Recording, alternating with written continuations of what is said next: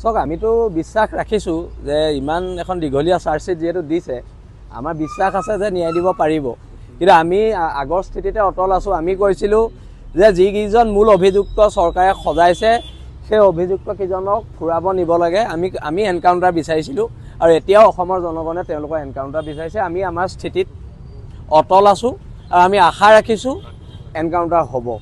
আৰু কথাটো হৈছে এনকাউণ্টাৰ কৰাটো অসমীয়া জাতীয় জীৱনৰ অসমৰ খিলঞ্জীয়া সত্তাই এইটো বিচাৰিছে আৰু তেতিয়াৰ পৰা কৈ আছে আৰু এতিয়াও অসমৰ মানুহৰ মনত হেৰিকুৰা জুই ক্ষোভৰ জুই জ্বলি আছে সেইকাৰণে আমি আগতেও কৈছোঁ শ্বুট টু কিল আৰু এইটো কথা এইটো আমি যিখিনি কৈছিলোঁ আমাৰ স্থিতি এতিয়াও স্পষ্ট জুবিন দা ঢুকুৱাৰ সময়ত কোৱা স্থিতি আৰু এতিয়া স্থিতিত আমি অটল আছোঁ অসন্তুষ্ট মই নাজানো কথাটো স্পষ্ট চাৰ্জশ্বিটখন ইমান দীঘলীয়া এখন চাৰ্জশ্বিট দিছে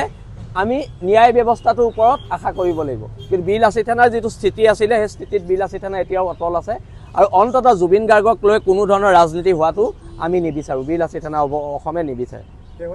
নিজৰ কথা কোনোবাই কাৰোবাক সমৰ্থনত কোৱা নোকোৱাটো এইটো হৈছে গণতান্ত্ৰিক দেশ এখনত কথা কোৱাৰ অধিকাৰ সকলোৰে আছে কিন্তু কথাটো হৈছে জুবিনৰ ন্যায় আৰু মই পুনৰ কৈছোঁ আমি বিশ্বাস কৰোঁ ফুৰাবলৈ নি কিবা অঘটন হোৱাতে